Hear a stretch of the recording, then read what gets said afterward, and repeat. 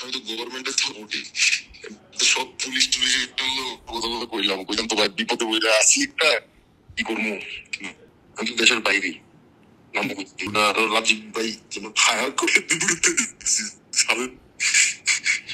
আর আমি কোন না থাকলে তো লাথি দিয়ে আঙ্গুরে বের করে দেবো ঘরের থেকে। এই বিবেক মনুষ্যত্ববিহীন নিকৃষ্ট অমানুষটা হাসতে হাসতে বর্ণনা দিচ্ছিল তারা কিভাবে আন্দোলনের মধ্যে আমাদের ছাত্র ভাইদেরকে গুলি করছিল। এই অমানুষটি আপনাদের পছন্দের কোনো ইনফ্লুয়েন্সার, কিন্তু কে সে জানতে হলে পুরো ভিডিওটি দেখুন।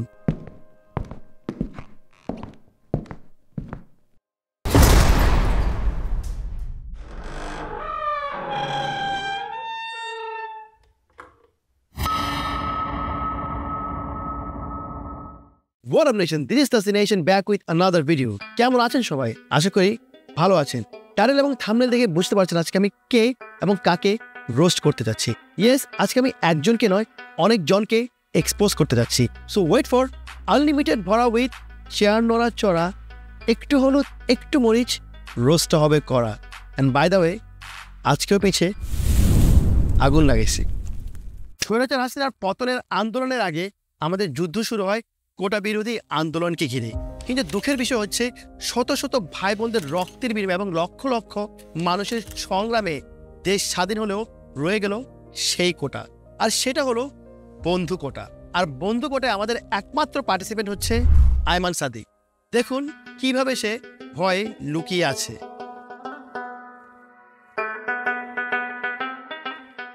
এরপর যখন জয় সুনিশ্চিত হলো তখনই সে সালমানের সাথে গিয়ে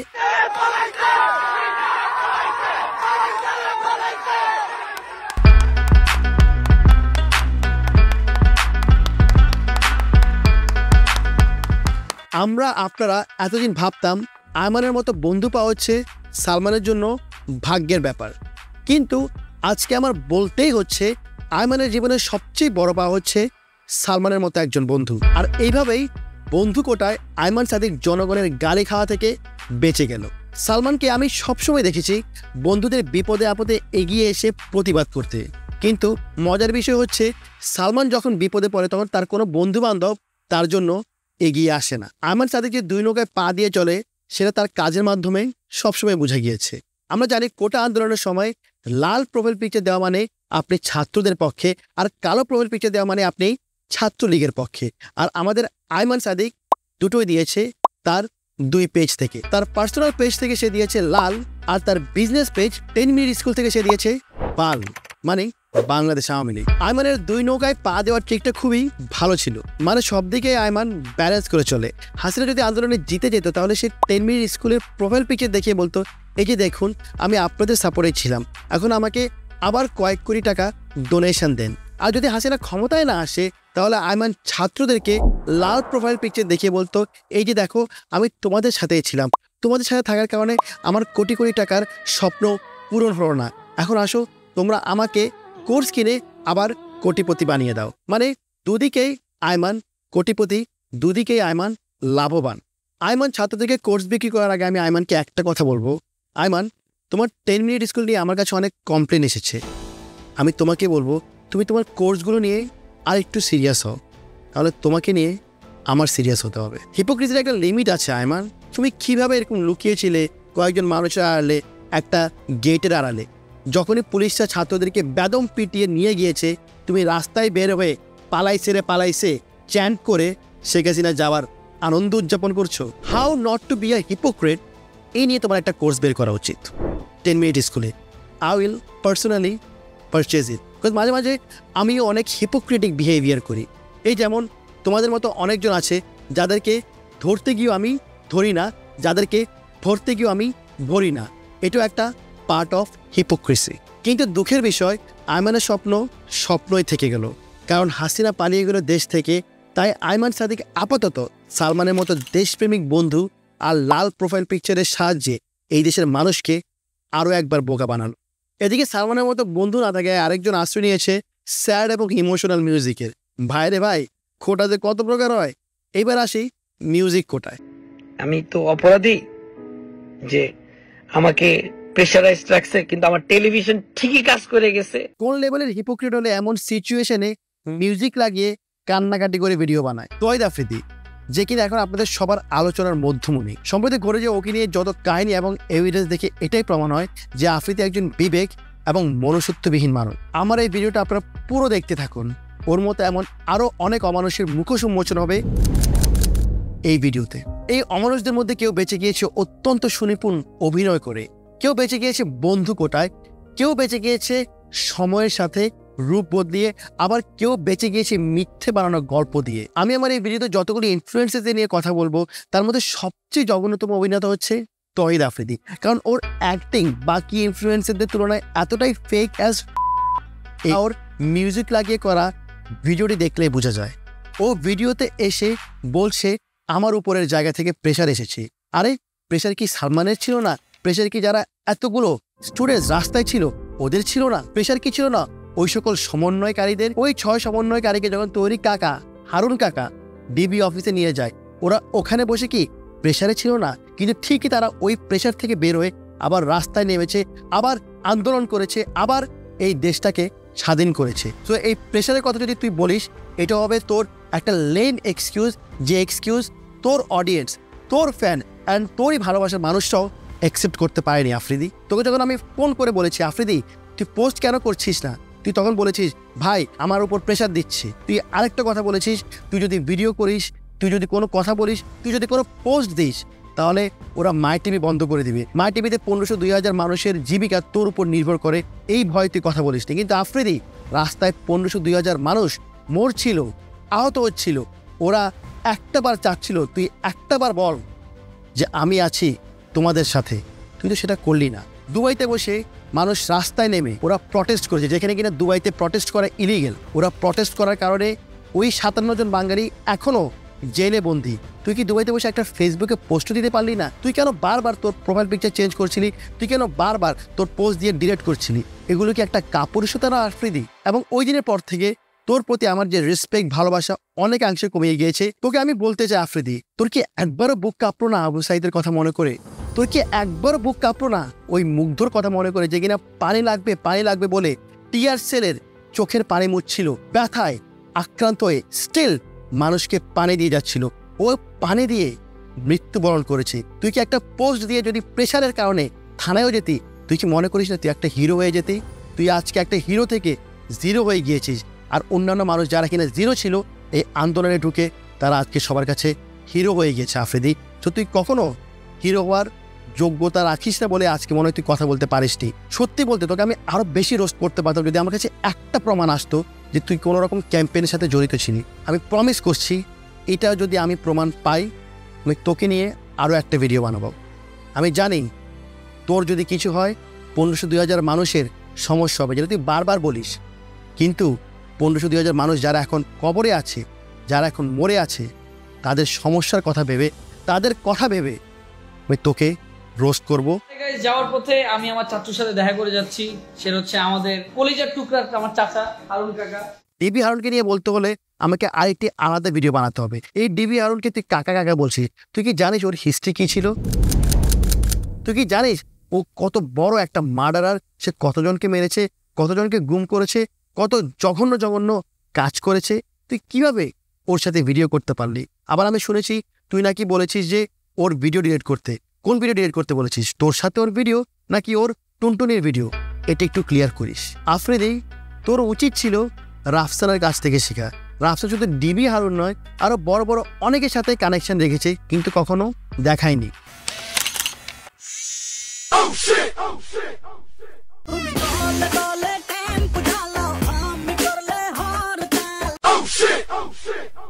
রাফসানও ধরা গিয়ে গেল।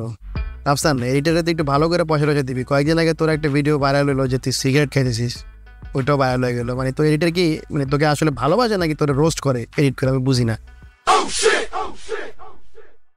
কি হচ্ছে যে প্রমাণ যে তলে তলে টেম্পু সবাই চালায়, কিন্তু দোষ হয় 2-1 জনের। আমার উদ্দেশ্য হচ্ছে এই টেম্পু চালক যারা শেষে এসে প্রশংসা ভেসে যাচ্ছে তাদের মুখোশ উন্মোচন করা। আর এই মুখোশধারী একজন হচ্ছে আমাদের সবার প্রিয় ঋণ খেলাবি খেতাবপ্রাপ্ত রাফসানদা ছোট ভাই।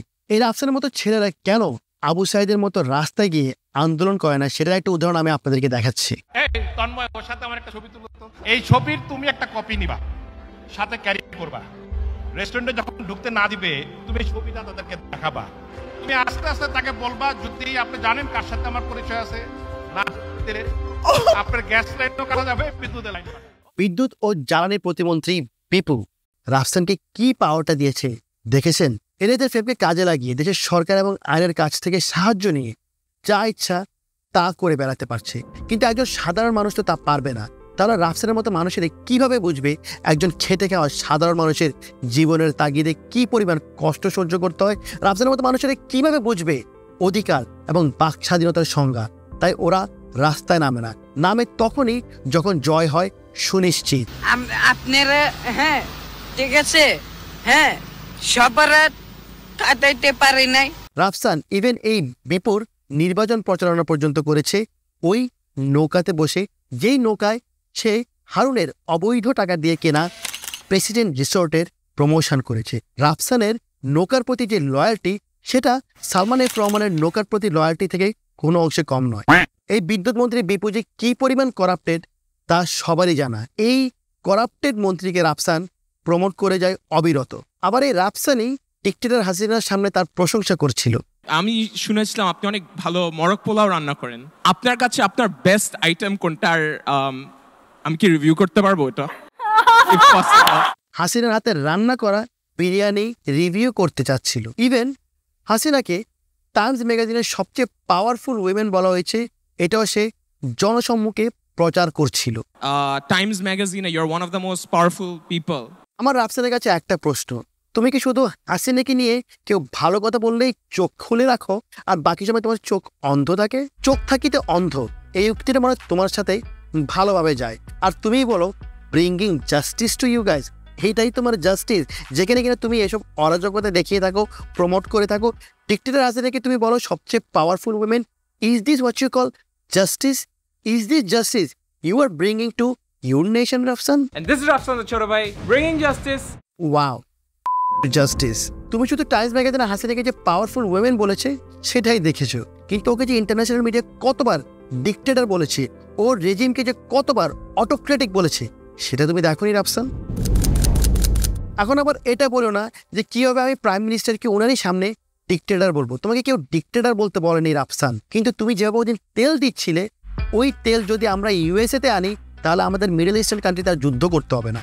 এই তেল দিয়েই আমরা ইউএসএ 20 থেকে 25 বছর চলতে পারবো। তুমি এটাও বলতে পারো যে তোমাকে জোর করে এখানে নিয়ে গিয়েছে, তুমি ভয় পেয়েছো, যেটা কিনা তোমাদের সব ইনফ্লুয়েন্সারদের এখন একটা কমন ডায়লগ। আমি এটা বলতে চাই যে সালমানকেও এই সেম ক্যাম্পেনে ডাকা হয়েছিল, কিন্তু সালমান যায়নি। এতেই সালমান ক্লিয়ার করে যে সালমান অলওয়েজ এই ডিক্টেটর গভর্নমেন্টের কোনো কিছুতে নিজেকে পার্টিসিপেট করতে চায়নি। সে কোনোভাবে এদের সাপোর্ট করেনি এবং সে কোনোভাবে এদের সাথে দাঁড়ায়নি। তো তুমি যদি আর কোনোদিন বলো যে bringing justice two your nation, আমার মতে তোমার আগে উচিত এই যেই ফ্রেজটা এটা কমপ্লিটলি রিড করে জানা, তারপর বলা। তুমি এটা আর কখনো বলো না bringing justice two your nation, কারণ তুমি এই নেশনকে জাস্টিস দিচ্ছ না, দিচ্ছ করাপশন, পভার্টি অ্যান্ড হিউমিলিয়েশন। তুমি রাফসান কতগুলো মানুষের যে জীবন নষ্ট করেছো, কতগুলো রেস্টুরেন্ট যে তুমি বন্ধ করেছো, তাদের ইনকাম সোর্স তুমি কমিয়েছো, তার কোনো ধারণা নেই। তুমি ইচ্ছা করে করে রেস্টুরেন্টগুলোতে গিয়ে ব্যাড রিভিউ করো যাতে তোমার ভিউজ আসে, কিন্তু ওই একটা ব্যাড রিভিউর কারণে ওই রেস্টুরেন্টের আন্ডারে কয়শো মানুষ যে কাজ করে, ওদের জীবিকার যে কতটা ক্ষতি হয়, তুমি রাফসান তার দায়ভার কখনো নাওনি। উল্টা তুমি আবার কান্নাকাটি করো, ভিডিও বানাও যে তোমাকে কেন একজনের পার্সোনাল রেস্টুরেন্টে ঢুকে ভিডিও করতে দেয় না। ওই রেস্টুরেন্টকে তোমার বাপের, কেন তোমাকে ওই রেস্টুরেন্টে ঢুকতে দিবে? এটা আমার পার্সোনাল রেস্টুরেন্ট, প্রাইভেট রেস্টুরেন্ট। এখানে যদি আমি বলি তুমি ভিডিও করতে পারবে না, তুমি পারবে না। It is a law. If you don't know that law, you should learn it. তো তুমি কেন এসব ভিডিও বানাও? তুমি কেন এতগুলো মানুষের অ্যাগেনস্টে দাঁড়িয়ে, এতগুলো রেস্টুরেন্টের অ্যাগেনস্টে দাঁড়িয়ে এতগুলো বিজনেসকে তুমি বন্ধ করার পায়তারা করেছো? যেখানে মানুষ জবের জন্য মরছে, যেখানে মানুষ একটু রুজি রুটির জন্য মরছে, যেখানে মানুষ কাজ করতে পারছে না, সেখানে তুমি মানুষের ইনকাম সোর্স বন্ধ করছো। এক একটা রেস্টুরেন্টে কয়টা মানুষ কাজ করে তোমার কি কোনো ধারণা আছে রাফসান? এই যে তুমি রেস্টুরেন্টগুলো যে ব্যাড রিভিউ দিচ্ছ, এই রেস্টুরেন্টগুলোতে গিয়ে তুমি ওদেরকে রোস্ট করছো, তুমি জানো ওই রেস্টুরেন্টে কতটা ইফেক্ট করছে? ওই রেস্টুরেন্ট যদি বন্ধ হয় কতজনের কাজের ক্ষতি হবে?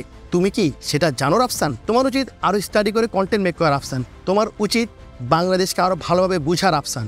আমাদের দেশে মানুষ খুবই কষ্টে আছে, আর সেখানে তুমি রাফসান ভিডিও করে করে মানুষের জব কেড়ে নিচ্ছিলা। তুমি অ্যান্টাই কোটা ছিলা, অ্যান্টাই জব ছিলা, anti-humanity ছিলা। So never say bringing justice to you guys. You always brought injustice. তুমি পাওয়ার লোভে এতটাই পাগল হয়ে গিয়েছো রাফসান যে তুমি এসব মন্ত্রী মিনিস্টারের প্রমোশন করা, এসব প্রধানমন্ত্রী ক্যাম্পেইনে যাওয়া, এগুলোকে একটা অ্যাচিভমেন্ট ভাবা শুরু করে দিয়েছিলে। কিন্তু এই অ্যাচিভমেন্টগুলো আজকে তোমার জীবনে কলঙ্ক হয়ে দাঁড়িয়েছে রাফসান। এই ইনফ্লুয়েন্সাররা যে ডিক্টেটর হাসিনার সাথে দেখা করে একটা অ্যাচিভমেন্ট মনে করে, সেটা আপনারা বুঝতে পারবেন এই দালালি ভিডিওটি দেখে। আমি সোশ্যাল মিডিয়াতে দেখছি কিছু কিছু মানুষের post, just because we mate the honourable prime minister, ওদের গা জ্বলতেছে। কেন তোমাদের গা জ্বলতেছে? তোমরা একদিন মিট করতে পারবা, don't worry, just a matter of time man, you just have to believe in yourself. এই রাকিনা আফসার হাসিনার সাথে দেখা করে এসে একটা ভিডিও বানায় এবং সেই ভিডিওতে সে মানুষকে বলে জেলাস ফিল না করতে, আবার সে সবাইকে মোটিভেট করছে এই বলে নিজের উপর বিশ্বাস রাখো, তুমি একদিন পারবে শেখ হাসিনার সামনে গিয়ে দাঁড়াতে, দালালির তেল মারতে। সরকারের এমন কোনো ক্যাম্পেইন নাই যেটা তুই মিস করেছিস রাকিন, যেখানেই ডেকেছে সেখানেই তুই গিয়েছিস। রাফসানকে বিপু যখন পাওয়ার দিল, তুই তখন এমনভাবে হাত তেলে দিলি মনে হয় পাওয়ারটা তোকে দিয়েছে। রেস্টুরেন্টে যখন ঢুকতে না দিবে তুমি ছবিটা তাদেরকে দেখাবা।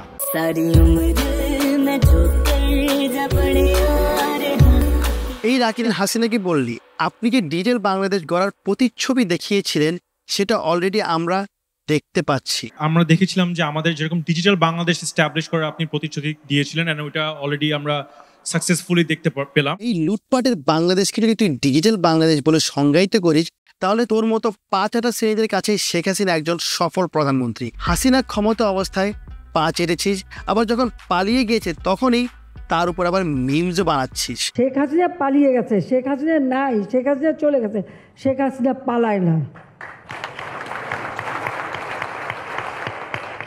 তুই কেমনে হাসিনার মতো একজন স্বৈরাচারকে সফল বলিস, যে নিজের দেশের মানুষের বাক স্বাধীনতা কেড়ে নিয়েছে, যে নিজের দেশের মানুষকে গুম করে আয়না ঘরে ঢুকিয়ে নির্যাতন করেছে, যে স্বৈরাচার সরকার নিজের স্বার্থে নিজে আইন বানান, যে সরকার মানুষের ভোটের অধিকার পর্যন্ত কেড়ে নেয়। আসলে তোর মতো মানুষের সাথে অধিকার নিয়ে কি কথা বলবো? তোর মতো মানুষকে যদি কোনো অধিকার দেওয়া হয়, তাহলে তুই যে বাংলাদেশে কি কি জিনিস লিগ্যাল করে ফেলবি সেটা আমাদের সবারই জানা। প্রধানমন্ত্রী শেখ হাসিনা আমাদের থেকে জানতে চেয়েছে যে নেক্সট জেনারেশন অফ ইউথের জন্য আমরা কি কি করতে পারি। So since we are the representative of youth. তুই মানে কিসের ইউথদের রিপ্রেজেন্ট করিস? তুই একটা নির্দিষ্ট সংখ্যাগরিষ্ঠ মানুষদের রিপ্রেজেন্ট করিস, খুবই একটা স্মল অ্যামাউন্ট। কিভাবে ইউথদের রিপ্রেজেন্ট হচ্ছে? এই কোন ইউথকে দেখেছিস তোর মতো ব্লাউজ পেটিকোট পরে ভিডিও বানাতে? কোন ইউথকে দেখেছিস কানের দুল পরে আইব্রো দিয়ে লিপস্টিক লাগিয়ে চলাফেরা করতে? মানে লাইক মানে কোন ডিলিউশনাল? তুই কি বলছিস? তুই এগুলা তোকে কোনো ইউথ ফলো করে না রাকিন। তুই এসব ফেক রিপ্রেজেন্টেটিভ হিসেবে আর নিজেকে দাবি করিস না। I just wish you come out a closet and show everyone your true characteristics. এসব টু ফেসেস গিরি ভাব দে রাকিন। আর টু ফেসেসের কথা বললেই চলে আসে আমাদের টু ফেসেসের জনক ব্যারিস্টার সুমনের কথা। আমি কোনোভাবেই এই দেশ ছাড়বো না, এই দেশ আমার। আসলে ব্যারিস্টার সুমনকে টু ফেসেস বললেও ভুল হবে, তার যে কতগুলা ফেস সেটা গুণে শেষ করা যাবে না। এই ব্যারিস্টার সুমন হচ্ছে আওয়ামী লীগের একজন একনিষ্ঠ দালাল। যদি কোনো কারণে আওয়ামী লীগ ফল করে, তাহলে আমি আপনাদেরকে সাক্ষী দিয়ে যাচ্ছি, আমরা তো বাঁচবই না। আপনারা যারা আমেরিকাতে আছেন, কোনোদিন যদি বাংলাদেশে যান, আপনাদেরও বহু নাম লিস্টেড আছে, আপনারাও বাঁচবেন না। একটু আগে যে ভিডিওটা আপনারা দেখেছেন, এই ভিডিওটি 5 বছর আগের ভিডিও, যখন আপনারা কেউই জানতেন না ব্যারিস্টার সুমন একজন আওয়ামী লীগের কর্মী। ব্যারিস্টার সুমন যখন আওয়ামী লীগের দালালি করে কোনো অ্যাটেনশন পায়নি, তখন সে নিজ এলাকারই এমপি মন্ত্রীদের নিয়ে কথা বলতে থাকে, ওদের ক্রিটিসাইজ করতে থাকে। কিন্তু এটা ছিল ব্যারিস্টার সুমনের একটা রাজনীতিতে পা দেওয়ার পায়তারা। অন্তরে আওয়ামী লীগের আদর্শকে গোপন করে জনসাধারণের সামনে নিজেকে সে সবসময় উপস্থাপন করত একজন স্বতন্ত্র হিসেবে। আপনারা একটা জিনিস ভেবে দেখুন, এমপি হওয়ার আগ পর্যন্ত ব্যারিস্টার সুমন কখনো কোথাও প্রকাশ্যে বলে যে সে আওয়ামী লীগের কর্মী, কিন্তু যখনই সে এমপি হয়ে গেল তখনই সে শেখ হাসিনার পা চাটা শুরু করে দিল। এটা হচ্ছে আমার সিটটা পড়ছে হচ্ছে গিয়ে বিরোধী দলের পেছনেই একেবারে। তো কেমন জানি এটা বিরোধী দল ভাব চলে আসছে। যদিও আমি মনে করি যে স্বতন্ত্র হিসাবে আমার কিছু কিছু জায়গায় আমি তো আওয়ামী লীগেরই প্রোডাক্ট। শেখ হাসিনা হয়ে গেল তার নেত্রী, তার মা। শেখ হাসিনার সাথে দেখা হয়েছে, দেখা হওয়ার পর আমি পা দিলে ওনার সালাম করছি, নেত্রী আপনারা শুধু সালাম করার জন্য আমার 2 লাখ ভোট পাইতে হয়েছে, আমার দোয়া করে দিছে। আশা করি এই দোয়া নিয়ে ওনার সাহায্য উনি যতটুকু করবে তাতেই আমি কৃতজ্ঞ। আওয়ামী লীগ গত 15 বছর ধরে একটা জিনিস বলে যাচ্ছে, এবং সেটা হচ্ছে ওদের বিরুদ্ধে যারাই কথা বলে তাদেরকে জঙ্গি বানিয়ে দেওয়া, জামাত শিবির বানিয়ে দেওয়া। এবং এই ব্যারিস্টার সুমনও সেটার ব্যতিক্রম করেনি। এর মধ্যে ঢুকে গেল হচ্ছে গিয়ে জঙ্গিরা। এই ছাত্ররা তো আর আন্দোলনে ছিল না, আর জঙ্গিরা ঢুকে গেল। ছাত্ররা যখন রাস্তায় জীবন দিচ্ছে তখন ব্যারিস্টার সুমন ছাত্রদেরকে বলে তোমরা বাসায় ফিরে যাও, যা চেয়েছো তার থেকেও বেশি পেয়েছো। আমি বাচ্চাদের যারা আছে তাদেরকে বলবো তোমরা বাড়ি ফিরে যাও, তোমরা যা চাইছিলা তার চেয়ে বেশি তোমরা পাইছো। কিন্তু আমার প্রশ্ন, যা চেয়েছে তার থেকে বেশি কি পেয়েছে ছাত্ররা? তারা তো একটা বুলেটও চায়নি, কিন্তু পেয়েছে শত শত। আপনি যে বাসায় যেতে বলেছেন, তারা কিভাবে তাদের ভাইয়ের লাশ রাস্তায় রেখে বাসায় ফিরে যাবে? ও কিভাবে ছাত্রলীগের সাধারণ ছাত্রছাত্রীদের বিপক্ষে লেলিয়ে দিচ্ছে? এই ভিডিওটা দেখলে আপনারা বুঝতে পারবেন। আমরা বঙ্গবন্ধু কন্যারে এই ক্রাইসিস মোমেন্টে বাঁচানোর জন্য যে যার জায়গা থেকে আওয়ামী লীগ সম্পর্কে এদের ধারণা আছে কিনা জানি না। আমি মনে করি আমাদের শহীদের রক্ত তো এই ব্যারিস্টার সুমনের হাতেও আছে। ব্যারিস্টার সুমনও একজন খুনি। নতুন সরকার গঠন হওয়ার পর আপনারা দেখেছেন আমাদের দেশের বিচার বিভাগ কতটা করাপ্টেড, কিন্তু এই সুমন নিজে একটা ব্যারিস্টার হয়েও এই বিচার বিভাগের বিপক্ষে কখনো কথা বলেনি। কোন লেভেলের লয়াল দালাল একবার চিন্তা করুন। আমি আপনাদেরকে গ্যারান্টি দিয়ে বলতে পারি এই ব্যারিস্টার সুমন আবারও আসতে পারে আপনাদের মাঝে। তখন সে মেবি কথা বলবে আওয়ামী লীগের বিরুদ্ধে, তার নেত্রীর বিরুদ্ধে, তার মায়ের বিরুদ্ধে। এই জন্য এই ধরনের মানুষকে আমি বলি ফাদার অফ টু ফেসেস, আর আপনারা বলেন ডেসপিকেবল মাদারচোদ। আর তাসিফ বলে সুমন ভাই হচ্ছে আমার ভাই। তোমার ভাই এখন কোথায়? ভাই তো কোথাও নাই। নাও লেটস টক অ্যাবাউট তাসিফের আরেকটা ভাই সোলাইমান সুকুন। আর এই সোলাইমান সুকুনের কাছ থেকে তাসিফ নিয়েছিল 3 লাখ টাকা ছাত্রদের বিরুদ্ধে ক্যাম্পেইন করার জন্য। ক্যাম্পেইনটি মূলত কি নিয়েছিল আসলে একটু দেখে নেই। আপনারা স্ক্রিনশটে দেখতে পাচ্ছেন এখানে সোলাইমান সুকুন একটা ক্যাম্পেইন রান করছে। এই ক্যাম্পেইনে অনেকগুলো টকিং পয়েন্ট দিয়েছে, যার মধ্যে অপশনাল টকিং পয়েন্ট হচ্ছে ছাত্রছাত্রীদের মৃত্যু নিয়ে কথা বলা, তাদের পরিবারকে সম্মান দেখা। আমি যখন লাস্ট লাইনটা পড়ি না, তখন আমার হাত পা কেঁপে উঠেছিল যে একটা মানুষ কিভাবে এতগুলো ছাত্রর মৃত্যুকে অপশনাল মার্ক করে। কিন্তু তার থেকে বেশি আত্মা কেঁপেছিল যখন আমি জেনেছিলাম যে কিছু ইনফ্লুয়েন্সার এই ক্যাম্পেইনটাকে বাস্তবায়ন করে। তার মধ্যে অন্যতম একজন হচ্ছে জার্মানির নাটালি অ্যান্ড হাবিব।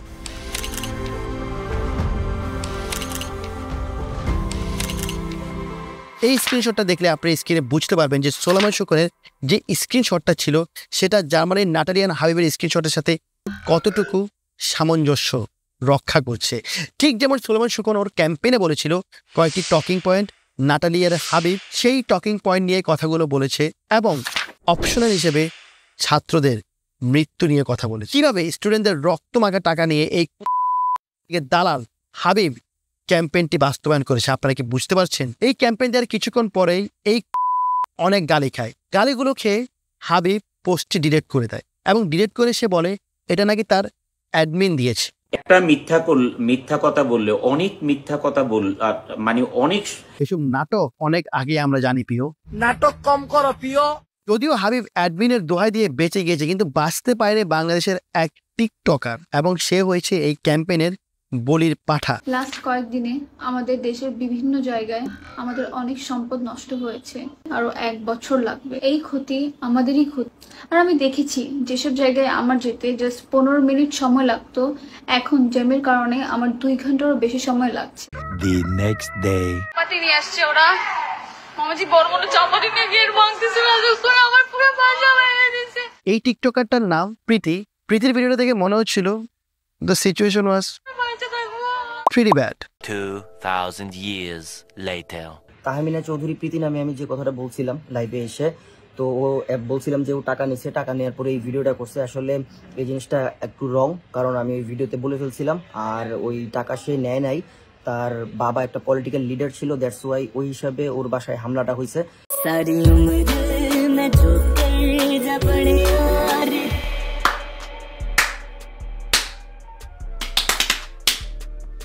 কি রে ভাই, হিপোক্রিসি রে। এখন আমরা আছি সোলাইমান সুকুনের ক্যাম্পেইনে। এই ক্যাম্পেইন নিয়ে সুকুন এতই ডেসপারেট ছিল যে ইনফ্লুয়েন্সারদের সে রীতিমতো বলেছে যে যা চায়, যত টাকা চায় সে দিতে প্রস্তুত। এবং অনেক ইনফ্লুয়েন্সার এই সুযোগ নিয়ে সুকুনের কাছ থেকে 2 থেকে 3 গুণ টাকা হাঁকিয়ে নিয়েছে। একটাবার ভেবে দেখুন কীভাবে এই ইনফ্লুয়েন্সারগুলো টাকার বিনিময়ে নিজেদের মনুষ্যত্ববোধকে বিক্রি করে এতগুলো লাশকে অপশনাল ভেবে ভিডিও বানাতে প্রস্তুত হয়েছিল। কিন্তু কয়েকজন ভিডিও দেওয়ার আগেই আল্লাহর অশেষ রহমতে ডিক্টেটর হাসিনার পতন দেখে ফেলে এবং সেই পতনের পর তারা আর ভিডিও দেয়নি। অ্যাকচুয়ালি তাদের ভিডিওটা দেওয়া লাগেনি এবং টাকাও ফেরত দেয়নি, কারণ সেটাও ফেরত দেওয়া লাগেনি। এবং এই অনেকের মধ্যে একজন ছিল তাশরিফ খান।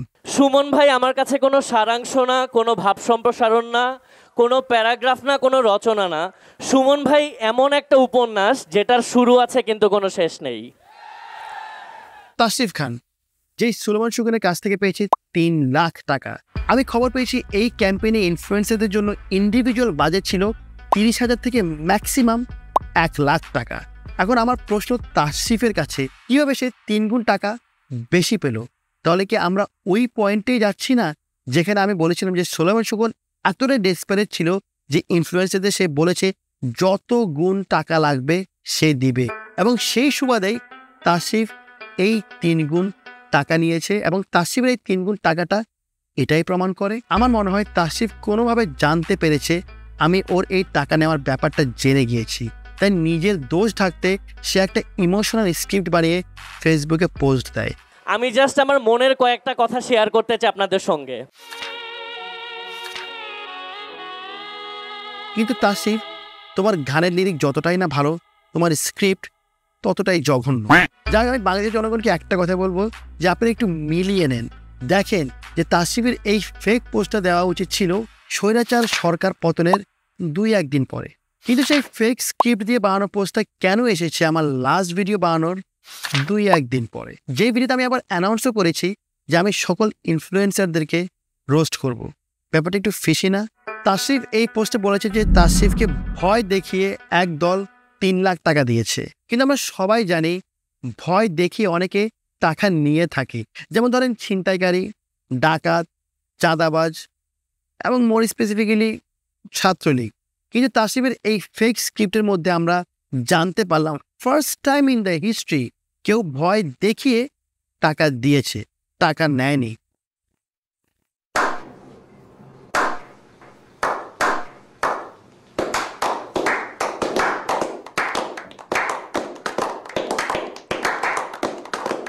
This is something never heard of. এটা কি টাইপের স্ক্রিপ্ট তাশরিফ লিখলো? তাশরিফ এটাও বলেছে সে নাকি টাকাটা ফিরিয়ে দিয়েছে, কিন্তু তার পোস্টে আমরা সেটা কোনো প্রমাণ পাইনি। আমার মতে তাশরিফ এই টাকাটা সুলেমান সুগনকে ফিরিয়ে দিয়েছে কিনা দেয়নি সেটা একমাত্র প্রমাণ করতে পারবে সুলেমান সুগন নিজেই, এবং এই কারণেই তাশরিফ একবারও সুলেমান সুগনের নাম তার পোস্টে নেয়নি। তাশরিফকে অনেকে জিজ্ঞেস করেছে যে পার্সনটা কে, নাম বলতে, তারপর সে নাম বলেনি, কারণ সুকনের তথ্য হলে ফাঁস, তাশরিফ খান খাবে বাস। এখন যদি তাশরিফ আমাদের এই কথার কাউন্টার দেয় যে সুলেমান সুগন টাকা পেয়েও যদি বলে পায়নি কিংবা কখনো কোনো স্টেটমেন্ট না দেয়, তাহলে কি আমরা ধরে নিব যে আসলেই টাকা ব্যাক দেওয়া হয়নি? উত্তর হবে হ্যাঁ, আমরা সেটাই ধরে নিব। সো এইটি থেকে বাঁচার একটি উপায় আমি তাশরিফকে দিতে পারি, এবং তা হলো এই 3 লাখ টাকাটা মিনিমাম 3 জন শহীদ পরিবারকে সমানভাবে বন্টন করে দিতে।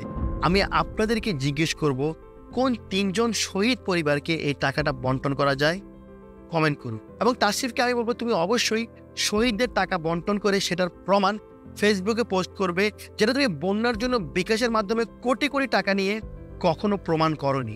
বিকাশ নিয়ে কথা বলতে একটা প্রসঙ্গ অবশ্যই চলে আসে, সেটা হচ্ছে সরকার যখনই পাবলিক ফান্ডিং রেইজ বন্ধ করে দেয়, জনগণ থেকে টাকা তোলা বন্ধ করে দেয়, তখনই কি দেশের বন্যা হওয়া বন্ধ হয়ে যায়, সকল দুর্যোগ দূর হয়ে যায়? সব কথা শেষ করতে হলো তাশরিফকে আমি জিজ্ঞেস করতে চাই, আমি মানলাম তুমি ভয় পেয়ে টাকা নিয়েছো, আমি মানলাম তুমি ভয় পেয়ে সুকনের ক্যাম্পেইন করতে চেয়েছো, কিন্তু আমি এটা মানতে পারছি না কয়েক মাস আগে তুমি যখন স্যুট বুট পরে শেখ হাসিনার জন্য হাসি খুশিভাবে ক্যাম্পেইন করছিলে, তখন তো তোমার মুখ দেখে একটুও কোনো ভয়ের ছাপ দেখা যায়নি। তোমার হাস্যোজ্জ্বল মুখ দেখে মনে হচ্ছিল এই যেন এক বিশাল অ্যাচিভমেন্ট। তোমার এই অ্যাচিভমেন্টকে জানাই জনগণ ধিক্কার, আর তোমার এই 3 লাখ টাকার পিছে আছে শত লাশের চিৎকার। সেই লাশের চিৎকার শুনে হাসছিল এক বিবেকহীন অমানুষ। আমি তো গভর্নমেন্টের সাপোর্টে সব পুলিশ কথা কইলাম তো ভাই বিপদে বইরা আছি, একটা কি করবো, আমি তো দেশের বাইরে, রাজীব ভাই যেন ফায়ার করে বিপরীতে দিচ্ছি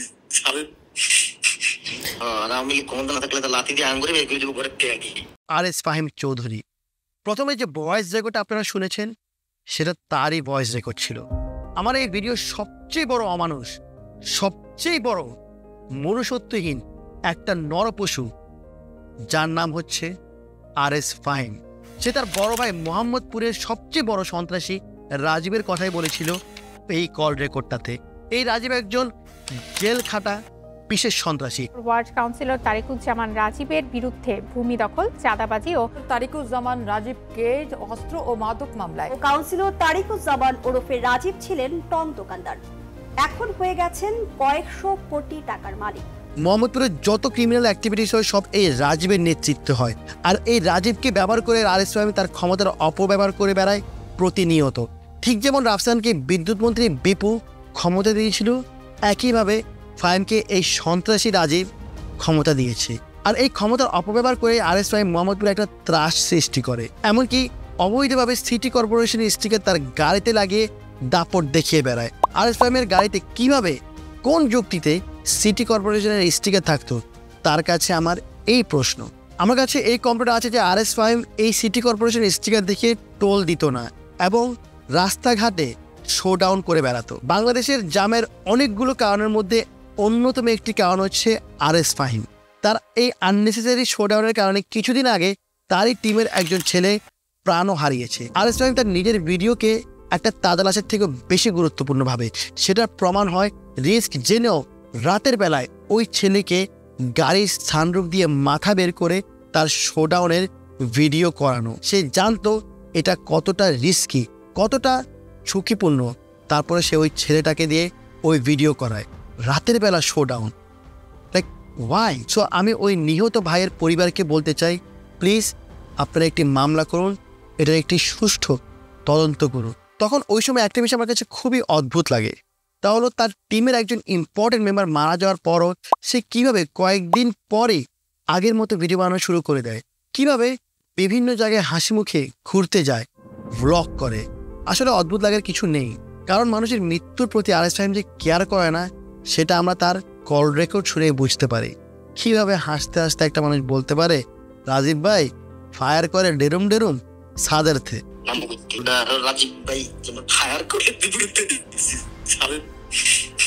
ফায়ারটা করছে কাকে? আমাদেরই ছাত্রদেরকে।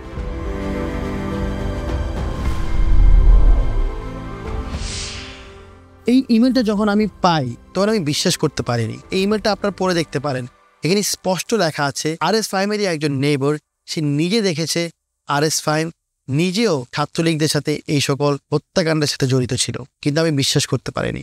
কারণ অনেক ইনফ্লুয়েন্সারই এরকম, অনেক হেটার্স থাকে, অনেক ইনফ্লুয়েন্সারদেরকে নিয়ে এসব আজে বাজে কথা হয়, কিন্তু যখনই আমি এই ভয়েস রেকর্ডটা শুনতে পাই তখনই আমার সামনে সবই ক্লিয়ার হয়ে যায়।